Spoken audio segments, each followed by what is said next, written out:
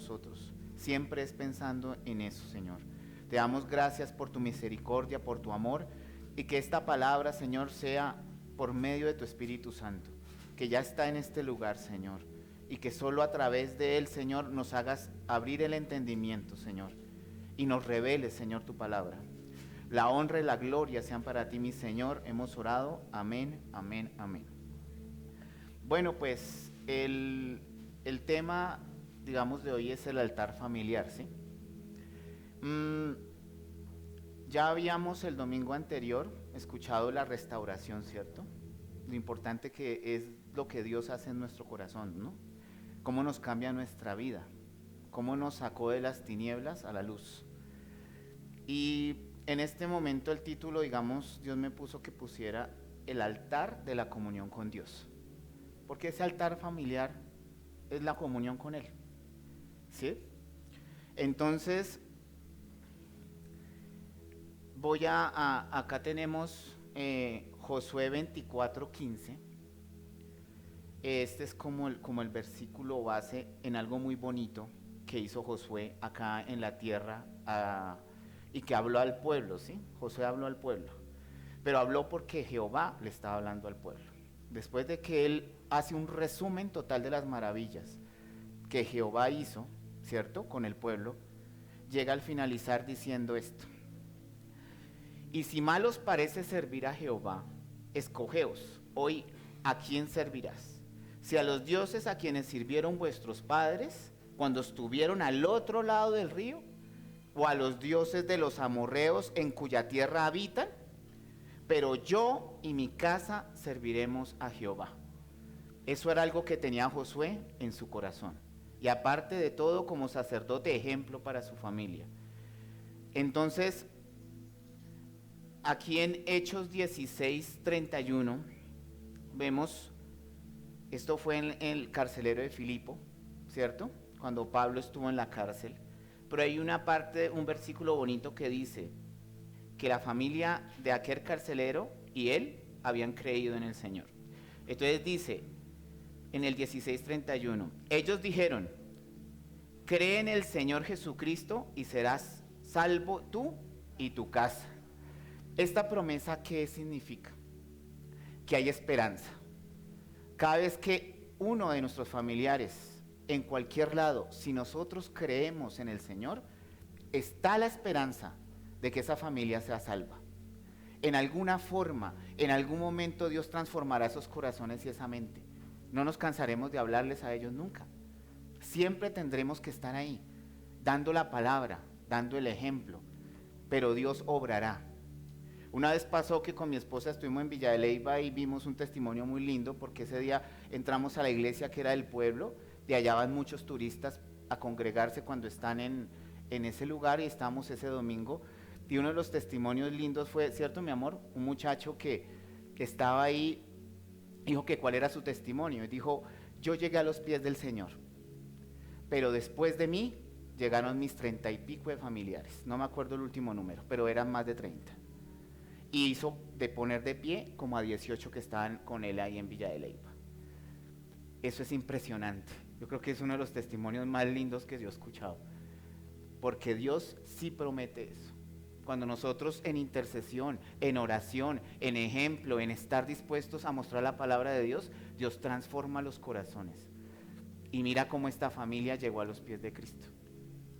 Aquí tenemos muchos ejemplos, ¿no?, donde la hija trajo a su familia, donde el hijo trajo a su familia, ¿no? Así fue. Entonces Dios obra. Los patriarcas de la iglesia hicieron altar, todos los patriarcas. Si nos vamos a la Biblia, a donde llegaban ellos hacían altar para Jehová, ofrecían holocausto y adoraban, ¿cierto? Entonces vemos que en Génesis 8:20, pues fue Noé. Dice: y edificó Noé un altar a Jehová, y tomó de todo animal limpio y de toda ave limpia, y ofreció holocausto en el altar. Luego le sigue Abraham. Génesis 13:18. Abraham, pues, removiendo su tienda, vino y moró en Encinán de Manré, que está en Hebrón, y edificó allí altar a Jehová. Luego le siguió Israel. Génesis 35:7. Y edificó allí un altar y llamó el lugar Betel, porque allí le había aparecido Dios cuando huía de su hermano Esaú, ¿no? Luego siguió Moisés. Éxodo 24:4. Y Moisés escribió todas las palabras de Jehová y levantándose de mañana edificó un altar al pie del monte y 12 columnas según las 12 tribus de Israel. Luego siguió David. Primera de Crónicas 21:26. Y edificó allí David un altar a Jehová, en el que ofreció holocausto y ofrenda de paz. E invocó a Jehová, quien le respondió por fuego desde los cielos en el altar del holocausto. Eso es el comienzo, porque todos hicieron altar. Si nos vamos al resumen de todos los patriarcas, profetas, hacían altar a Jehová. Y lo hacían donde ellos estaban, en el lugar donde ellos llegaban. Ahí hacían el altar a Jehová. Ese altar, ¿cómo se ve? Se puede ver como un cuarto de guerra, ¿sí? Se puede ver como un lugar aislado de ese espacio donde estamos nosotros para encontrarnos con el Señor. Hay una película que se llama precisamente Cuarto de Guerra y los que la han visto se dan cuenta la intercesión de aquella mujer por su familia y cómo ella oraba fervientemente y cómo se encontraba con Dios en ese espacio. ¿Y se acuerdan la victoria final de la película? Espectacular, ¿no? Cómo en esa oración y en ese clamor de esa mujer en ese espacio, Dios respondió. En su debido momento, Dios respondió. 5 días, 1 mes, 10 años, no sé cuándo Dios responda, pero Dios respondió. Y ese clamor y esas lágrimas, Él las guarda, porque su palabra dice que están en una redoma. Él no las deja caer en vano. Esas lágrimas no caen en el suelo porque Él las tiene en su redoma y la guarda una a una. Entonces ese altar como cuarto de guerra, como intimidad de nosotros con el Señor, nosotros buscamos y le adoramos, ¿no? Le adoramos y le alabamos al Señor. Y ahí estamos exaltando el nombre de Él, dándole su posición. Luego dice que compartimos la palabra. Claro, en ese espacio compartimos la palabra nosotros. La compartimos para que Él nos hable a través de ella. Intercedemos, ahí está la intercesión, nosotros intercedemos. En ese altar familiar se intercede. Oramos por quienes estamos integrando ese altar familiar, claro. Oramos unos por otros mientras estamos compartiendo ese momento. Y también hay guerra espiritual. Dios nos puede llevar, el Espíritu Santo nos puede llevar a hacer guerra espiritual en ese lugar, porque ese lugar es especial. El espacio no interesa, porque el altar familiar, como decíamos, los patriarcas lo levantaban en cualquier lado. Lo importante es que si estás en un hotel, te cogió el trancón y vas a llegar tarde, pero estás en el carro, el altar familiar no debe faltar. Eso es algo que debemos tener, porque en esa comunión con Dios tenemos la oportunidad de conocer la voluntad de Él y que Él conozca lo que nosotros sentimos, aunque Él ya lo sabe, pero quiere que derramemos su corazón. ¿Cómo debemos presentarnos nosotros? Con un corazón dispuesto. Mi corazón tiene que estar dispuesto. Acuérdense que el sacerdote, cuando llegaba al lugar santísimo, caía, ¿cierto? Porque es que la presencia de Dios es santa. Por eso el acercarnos a Dios, por eso en su palabra dice que el acercarse podía matar a cualquiera, claro, porque es santo. Porque esa luz que irradia de santidad no puede comulgar con otra cosa.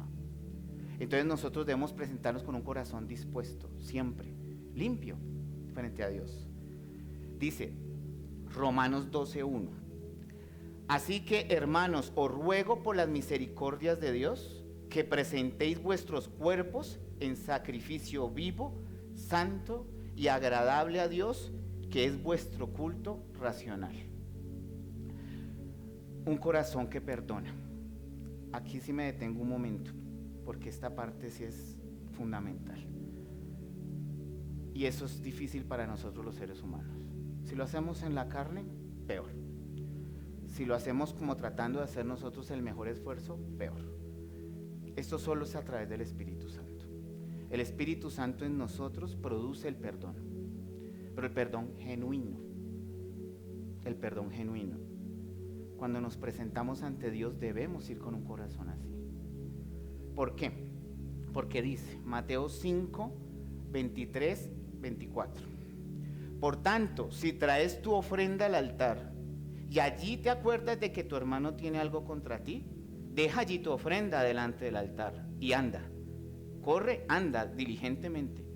Reconcíliate primero con tu hermano y entonces ven y presenta tu ofrenda. Es más, para Dios es más importante que yo corra a presentarme o que yo primero limpie mi corazón. El Señor da el tiempo porque Él dice ve y anda y retorna presentándote ante mí con ese perdón. Y esta que todos conocemos, Mateo 6:12. Ya después de la oración del Padre Nuestro, cuando Él la está dando, Él dice algo, Jesucristo: y perdónanos nuestras deudas, como también nosotros perdonamos a nuestros deudores. No como vamos a perdonar a nuestros deudores. Algún momento lo haré. En algún momento los perdonaré. Esto está en presente, futuro y para siempre. Él dice, como también nosotros perdonamos a nuestros deudores. Era un presente. Él estaba orándole a Dios, pero su corazón ya estaba perdonando.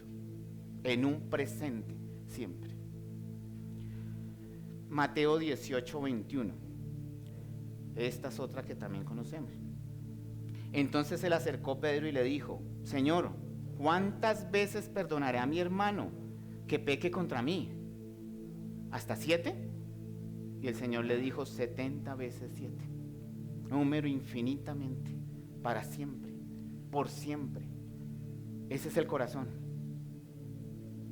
Yo me cuestiono, Hernán, si yo entro a la presencia de Dios en cualquiera de los estadios que estemos y no me presento con ese corazón perdonador que Él dice acá, ¿qué dirá Él? ¿Qué dirá el Señor de mí? Hernán, eres salvo porque crees en mí. Yo te lo prometí. Si crees en mi Hijo Jesucristo, tienes la entrada. Pero ¿qué estás haciendo para agradarme? Tú ya tienes la entrada, claro. El que cree en mi Hijo entra, claro. Pero te estás presentando con ese olor fragante para mí. No nos olvidemos que Dios se maravilla de nosotros. Se sorprende de nosotros. Cuando el centurión romano, no siendo judío, y dice la palabra clarita que Jesús se maravilló, se sintió contento, feliz, se sintió, yo creo que Dios se sintió de la manera más impresionante, porque cómo estaba ese corazón, sin ser judío, y seguramente fue salvo ese centurión. Yo creo que nadie maravilló a Dios en la tierra, nadie maravilló a Jesús en la tierra. Ese hombre lo maravilló. Y ahí es donde nosotros tenemos que llegar. ¿Cómo maravillamos a nuestro Señor? Las palabras de Dios no son palabras de cajón. No es el manual de convivencia de un colegio, de una institución, de una universidad. No es el manual del propietario del conjunto. No es el manual de la política de una empresa. Es una palabra seria, que tiene validez y que es fuerte. Cuando hablan del perdón, no es un perdón, voy a tratar de hacerlo, y es difícil porque es que no está en nosotros. Por eso es que necesitamos del Espíritu Santo. Tenemos que presentarnos ante ese altar familiar con ese perdón, con un corazón obediente. Ya hallamos uno dispuesto, un perdonador, ahora uno obediente. Romanos 5:19. Porque así como por la desobediencia de un hombre muchos fueron constituidos pecadores, y ahí me incluyo yo, en esa desobediencia de él, ahí estamos nosotros en la desobediencia de Adán. Así también por la obediencia de uno, los muchos serán constituidos justos. ¿Qué más ejemplo que nuestro mismo Dios haciendo obediencia? ¿Qué más que ese ejemplo? ¿Quiénes lo conformamos el altar? Todos. padre, madre, hijos, madre e hijos, padre e hijos, madre, hijos o abuela, madre, hijos, abuelo, padre, hijos, hasta solo, porque hay personas que viven solas, ¿cierto? Dios lo bendiga, porque Dios mira a ese hombre con corazón y con ojos que nosotros no lo vemos. Supieran el amor que Dios tiene por él, que algún día lo toque para traerlo. Entonces, ¿cómo debemos nosotros estar en ese lugar? Ahí sí el Espíritu Santo obra de muchas formas, y hay muchas maneras como nos rendimos frente al Señor. De rodillas, rostro al suelo, en significado de significado de reverencia, de rendición, de reconocer que es el Rey, nuestro Dios. No es el símbolo de arrodillarse, porque pues muchas cosas, yo me puedo arrodillar para recoger algo, para pedirle la mano a la novia. El arrodillarse incluso es reverencia a veces para saludar reyes, ¿sí? En cortes y todo. Es la rodilla doblada de reconocer la deidad de Dios, de conocer que Él es el Señor.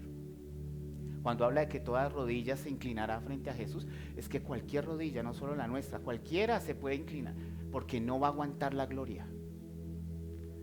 Porque la gloria es la que hace postrarse de esa manera.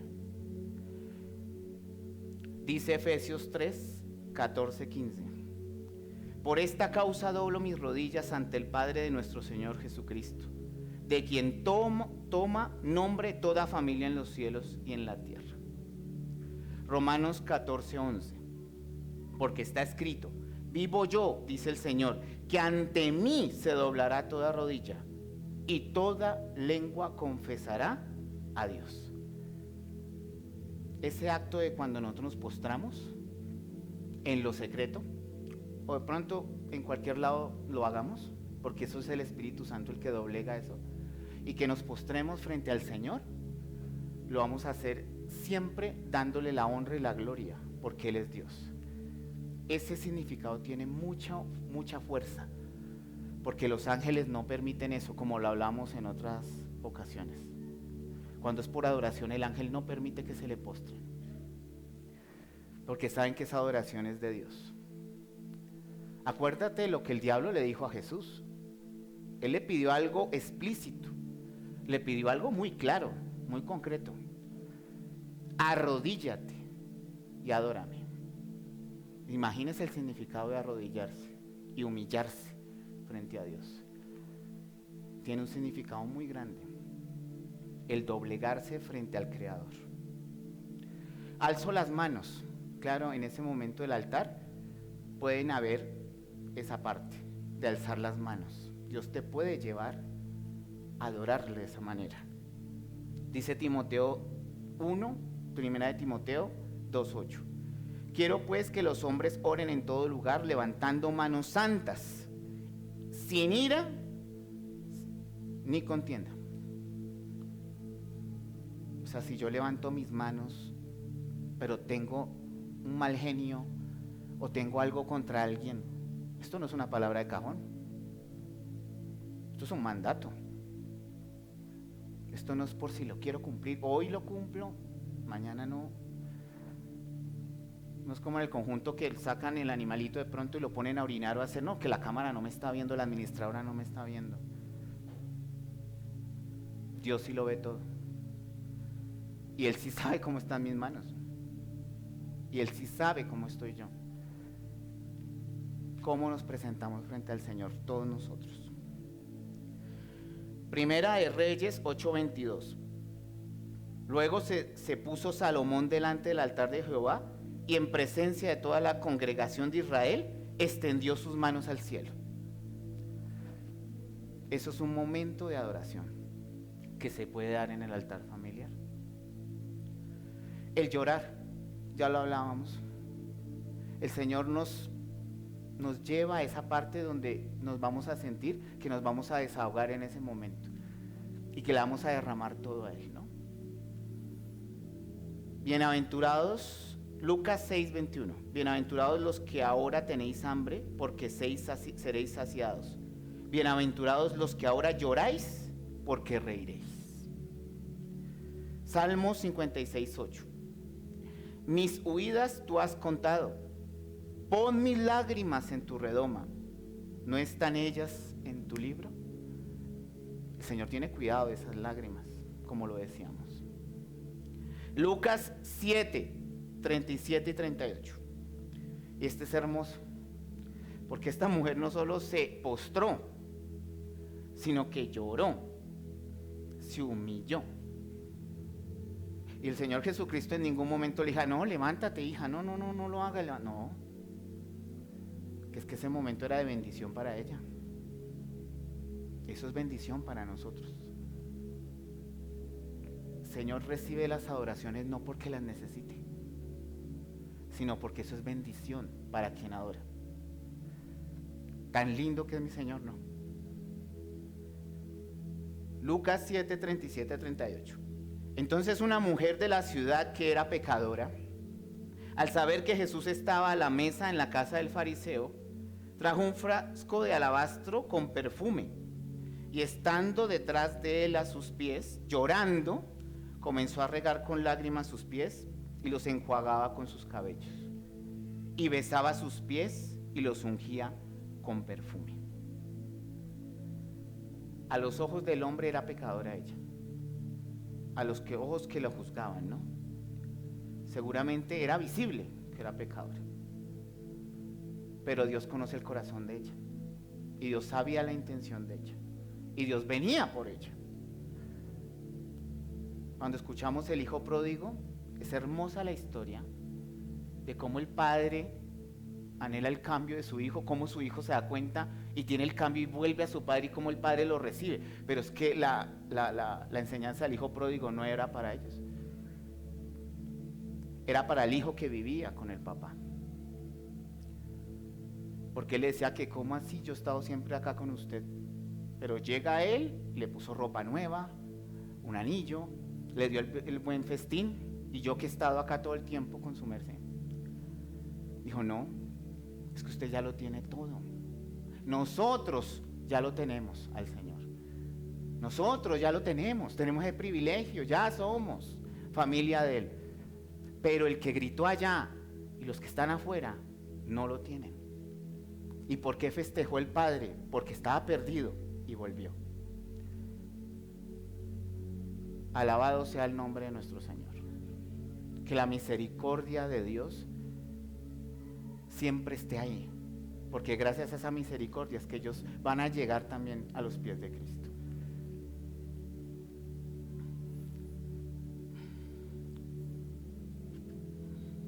El Señor pudo haber tenido muchos altares familiares con los 12 apóstoles, claro. En muchas partes de la Biblia nos damos cuenta que Él estuvo a solas con ellos, compartiendo, fuera de la gente que le seguía. Los hombres malos ya tienen su recompensa. Nosotros no tenemos que ser jueces de nadie. Y tenemos que llegar a ese altar familiar sin ser juez de nadie. Porque cuando el hombre malo, el Señor lo tiene en su palabra, que maquina, que es malo por naturaleza y que sigue maquinando y que lo va a hacer, pues ya tiene su recompensa por parte de Dios, que es el verdadero juez. No se nos olvide Jezabel, que perseguía a Elías. Y ella tuvo, pero porque fue Dios el que hizo eso. O Goliat que mataba o que le encantaba ir a matar pues a los judíos y en un golpe ya se fue.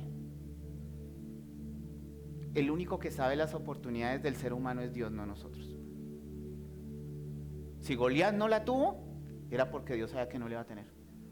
Si Jezabel no la tuvo, Dios sabía que no la iba a tener. Pero nosotros estamos llamados es a cambiar esos aires, es a cambiar las tinieblas. A eso nos llama el Señor. Porque si Él hiciera así, todos serían salvos ya. Pero ¿qué está haciendo la iglesia para impactar? A mí me impactó la muerte ahorita esta semana del alcalde. Porque pues uno como en sus entrañas y uno así, uno critica la corrupción y uno dice, tata, Pero yo cuando vi la noticia, yo creo, Dios me puso a mí, y usted en vez de decir que era corrupto y que merecía eso, ¿usted algún día oró por él? Porque cuando uno ve el dictamen del corazón, no, es un corazón que está acabado, destruido. ¿Quién sabe cuánto dolor tenía ese hombre allá en la cárcel? O donde estaba encerrado. El diablo sí le gusta ver eso así. Él le encanta cautivar a la gente, mantenerlos cautivos. Pero nosotros sí estamos obligados a eso. Así Jesús vio a Jerusalén, ¿se acuerdan? Cuando lloró, que veía los muros de la ciudad. Y Jesús lloraba por esa ciudad. Asimismo Dios nos dice hoy: lloren por esa humanidad que está afuera y que está perdida, porque ustedes ya están acá. Primera de Pedro 2:9. Y mire la responsabilidad que tenemos. El pueblo de Dios. Mas vosotros sois linaje escogido, real sacerdocio, nación santa, pueblo adquirido por Dios, para que anunciéis las virtudes de aquel que os llamó de las tinieblas a ser luz admirable.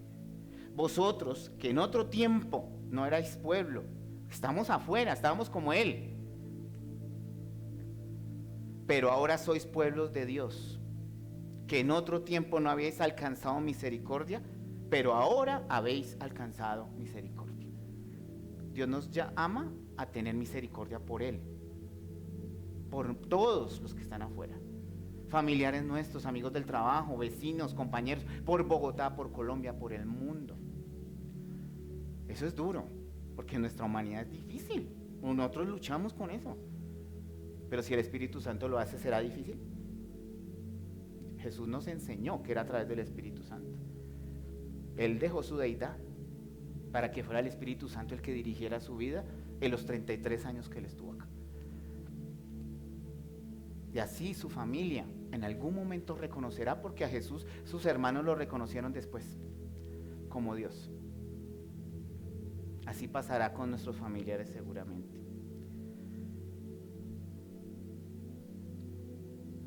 Pero la ley, Romanos 5:20, esto es para finalizar.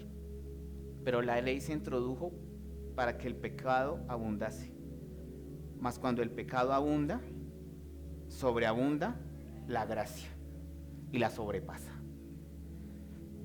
Aunque el mundo vaya en declive, la gracia de Dios va así, embalada, dice sobreabundante, porque Él va por todos los que van por declive. Y todos los días es una lucha. Ese lugar, ese altar familiar que deberemos tener en nuestro corazón y en nuestra mente y todos los días con Dios, ese corazón hay que mostrar primero. Dios sabe todo lo que tenemos y todo lo que sabe de nosotros, pero busca que nosotros busquemos esa parte. Vamos a orar para que Dios sea mostrándonos a nuestro corazón cómo debemos estar en ese altar frente a Él. Que tengamos la constancia para lograrlo, de poderlo tener a diario y tener ese encuentro con Él todo el tiempo. Pero con el corazón, como les digo, porque es duro darse cuenta uno que a veces yo, Hernán, me puedo presentar frente a Él y no agradarle a Dios. Estás aquí por misericordia. Yo sé lo que tú necesitas trabajo, necesitas salud, sí, claro, yo, Hernán, yo lo sé. Pero usted está haciendo lo que yo le mandé a hacer. El mandato que dejó en Mateo al finalizar, de ir por esas almas, de ser ejemplo para ellos. Dios nos ha hablado toda esta semana, desde que Anita Ruth el domingo habló de perdón. Y toda esta semana que hemos hecho el ayuno, habló a través de la pastora May, de la oración de Jessica, de la oración de María del Socorro. Habla del perdón. Tenemos que mostrarnos con un corazón que, aunque nos sorprenda después, ¿cómo lo vamos a hacer? Perdonador. Si no tenemos eso, ese es el principio de nuestra salvación. Nosotros somos salvos, ¿por qué? Porque Dios nos perdonó. Ese es el principio, no hay otro. Debemos buscar ese corazón agradable a Dios, ¿Y por qué? Porque decía que el corazón de David era conforme al de Dios. Porque él tuvo para matar a Saúl y no lo mató. A su hijo Absalón, lo lloró, que Absalón lo quería matar a él. Por eso hice conforme al corazón. Gracias, Señor Padre Santo. En este momento te damos gracias, Señor, porque tú nos has permitido escuchar tu palabra, Señor, porque nos has hablado a nuestra vida, porque a través de esas palabras, Señor, que quedaron escritas en la Biblia, tú nos redarguyes, Señor. Tu Espíritu Santo está presente hoy en nosotros, Señor, está dentro, pero tenemos que dejarlo actuar. Tenemos que dejar actuar el Espíritu Santo que actuó en los hombres que se dejaron direccionar de ti a través de todos los tiempos y de las mujeres que también se dejaron direccionar de ti. Tenemos que ser sensibles, Señor, a que tu Espíritu sea el que maneje mi vida y no mi mente ni mi corazón. En la alabanza decía que tú renuevas la mente y sanas el corazón, Señor.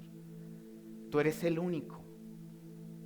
Porque Jesús nos dio el ejemplo perfecto, dejando su deidad por fuera y dejándose guiar siempre por el Espíritu Santo. Porque el Señor en su palabra dice, ya aún mayores cosas harán. Imagínense lo que podemos hacer nosotros, Señor. Y desaprovechamos cada oportunidad que tenemos. Hoy tenemos un privilegio. Somos embajadores tuyos acá en la tierra. No podemos hacerte quedar mal, Señor. Como decía Moisés en la oración, no mates a este pueblo acá porque qué dirán las naciones. Ahora yo digo, nosotros no podemos hacer algo que te haga que los demás hablen de ti, Señor. Qué pena contigo cuando estoy en contienda con alguien y me escuchan hablar airado. ¿Qué ejemplo estoy dando yo? ¿Ese es el Cristo que vive en mí? Perdóname, Señor. Nosotros hoy estamos con el propósito de llegar a ese altar familiar, Señor, limpios de corazón, como un sacrificio, un cuerpo que dice debe estar sacrificado y santificado. Debo crucificar todas mis contiendas, tengo que crucificar todas mis iras y mis no perdones sinceros, y debo presentarme limpio, o si no, no valdrá de nada. Tú quieres que nosotros seamos una nación santa. Tenemos que esforzarnos por ser esa nación santa, Señor, porque tú ya lo hiciste todo. Y tu Espíritu está en nosotros. No podemos dejar, Señor, que no actúe en nuestra vida. Porque el Espíritu Santo es perdonador, es consolador, tiene bondad, tiene todos los dones y frutos, todo. ¿Y nosotros qué? ¿Le vamos a dejar actuar, Señor? Perdónanos. Te pedimos perdón, Señor. Y desde hoy hacemos eso, que aunque cueste, pero es que es el Espíritu el que lo va a hacer. Tú lo vas a hacer por nosotros. Vamos a empezar a orar por quienes nos maldicen, por quienes nos procuran hacer daño, por quienes son los malos supuestamente. Por ellos vamos a empezar a orar, como tú nos lo dices, Señor, y a saldar nuestras cuentas cuando nos acerquemos a ti, porque eso no es una frase de cajón, Señor, no está escrita por estar escrita, no. Nosotros debemos acercarnos a ti con un corazón dispuesto a recibir de ti, pero perdonador como tú. ¿Quiénes somos nosotros para no perdonar? Cuando tú perdonaste mi pecado y el de todos nosotros. Cuando tú sigues perdonando 70 veces 7. Grande eres tú, Jehová. Grande. Grandes son tus maravillas. Esto es una maravilla. Tú cuentas a tu pueblo las maravillas que has hecho en mi vida y en la de todos. Has hecho miles de maravillas. El mar rojo has abierto tú, Señor. ¿Quiénes somos nosotros? ¿Somos jueces? No somos jueces de nadie. Más bien debemos cambiar los aires afuera. y donde una persona escuche tu palabra y queda sembrada, pero que el ejemplo de ese cristiano sea también un ejemplo de que tiene a Cristo. Y esa persona dirá, quiero tener ese corazón, quiero ser como Él, quiero ser representante del que Él representa, porque lo anhelo, porque ese regalo lo quiere tomar también esa persona. Y no salir decepcionada con acciones nuestras, con palabras nuestras que ofenden. Eso no es ejemplo. Gracias, Padre Santo, porque gracias a tu misericordia es que estamos acá, Señor. No hemos hecho nada y no haremos nunca nada, porque tú lo hiciste todo. Y diste a tu Hijo, el perdonador, que pese a que iba a la cruz del Calvario, iba a ser crucificado, latigado, clavado en esa cruz. Dijo, perdónalos, porque no saben lo que hacen. Los que están afuera no saben lo que están haciendo, pero estamos llamados a mostrar la luz de quien nos envió, y que ellos vean su pecado y puedan venir a esta gran familia que tú quieres tener en el fin de los tiempos. Gracias, poderoso Padre Santo. Te damos la gloria y la honra por los siglos de los siglos. Hemos orado en el nombre precioso de nuestro amado Señor Jesucristo y con la guía del Espíritu Santo, quien es el que intercede, el que ora y el que obra en nosotros. Gracias, Padre eterno, Jehová de los ejércitos. Amén, amén y amén. Gracias, Jesús.